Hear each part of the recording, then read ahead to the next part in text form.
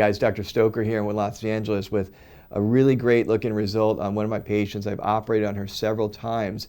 She is a beautiful woman, only 5 feet tall. She gained and lost 130 pounds. It's an unbelievable amount for this small frame.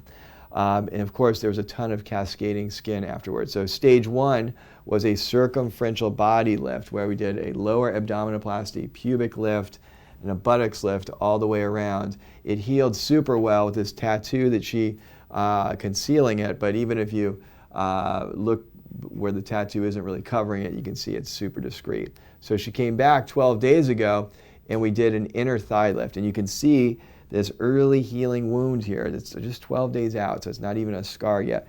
We lifted, took about 2 to 3 inches of skin, lifted it up here, and hit it right where there's a natural fold anyway. It went around here, and if we turn her back around in a front view, you can see it's healed up where her bikini is going to be. Obviously, as a backup plan, she can put a little tiny bit of tattoo on there, but I'm so pleased with the big improvement we got in the appearance of the skin of her legs with the location where the incision ended up. I think it's going to be perfect for her.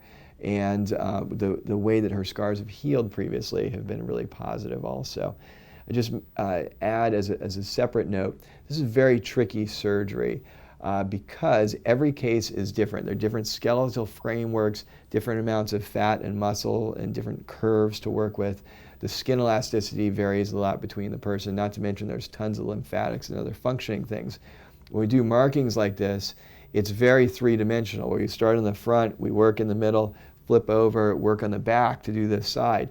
And there are different vectors and force transmissions of pull throughout that procedure. Everything kind of moves afterwards. So fortunately, I've done this many, many times, and every bit of experience I have matters in a case like this. I'm so happy that it turned out this well for her. I'm very bullish on her future.